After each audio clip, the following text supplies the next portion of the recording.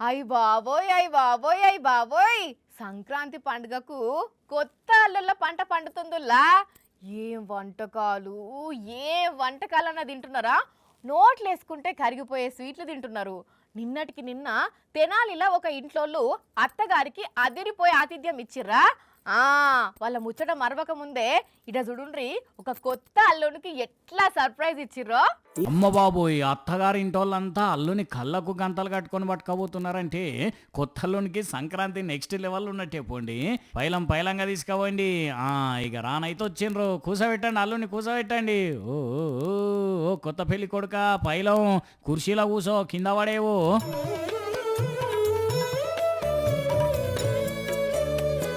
1 2 3 ఒక్కసారి కళ్ళు తెరు. వాహ్ వాహ్ వాహ్! వాటే వంటలు పో. ఇంతకీ ఇవన్నీ ఎన్ని రకాలు అనుకుంటున్నారు? 290 రకాలు.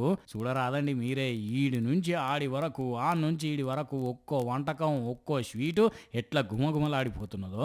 మరి ఇంకెందుకు ఆలస్యం? అత్తగారు, మామగారు, మీ అల్లుడి గారికి వడ్డించండి. నర్సీపట్నంలో కొత్త అల్లుడి గారికి చేసిన మర్యాద అండి ఇదంతా.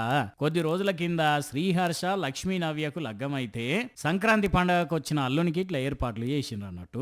కానీ 290 రకాల వంటలు చేయడం అంటే మామూలు మాటలు కాదు పోండి. ఇక ఇది ఉంచితే ఖమ్మం జిల్లా పాల్వంచలో కూడా కొత్త అల్లునికి అత్తగారోళ్ళు 271 రకాలు, 271 రకాల వంటలు చేసి పెడితే అల్లుడు గారిది ఒక మూర్ఖం కాదనుకోరాదండి.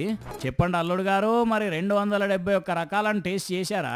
దాదాపు ఒక 130 ఐటమ్స్ వరకు టేస్ట్ చూడటం జరిగిందండి. సో ఇంత కష్టపడి చేసినందుకు మా అత్తగారికి, మామగారికి, అలాగే మా మామగారికి చాలా అంటే చాలా థ్యాంక్ యూ అండి. ఆహా, ఇన్నారులా 130 రకాల వంటలను టేస్ట్ చేసిండట. ఇక అంతగానం ఆస్వాదించినాక మళ్ళీ ఏమంటున్నాడు ఆయనండి? ఇలాంటిది మళ్ళీ ఇంకొకసారి వస్తే బాగుంటుంది అనుకుంటున్నాను నేనైతే. ఆహా, ఇన్నారులా అల్లుడి గారి చమత్కారాలు ఎట్లున్నాయో, కొత్త అల్లుడి గారి కోరికలు ఎట్లున్నాయో మళ్ళా వచ్చే సంక్రాంతికి కూడా ఇట్లనే చేసి పెట్టాలి అంటున్నాడు. కానీ మామూలు మర్యాదలు కాదు పోండి. ఇదేమైనా అల్లుడి గారు, ఈసారి మీ సంక్రాంతి అదుర్సిపోండి.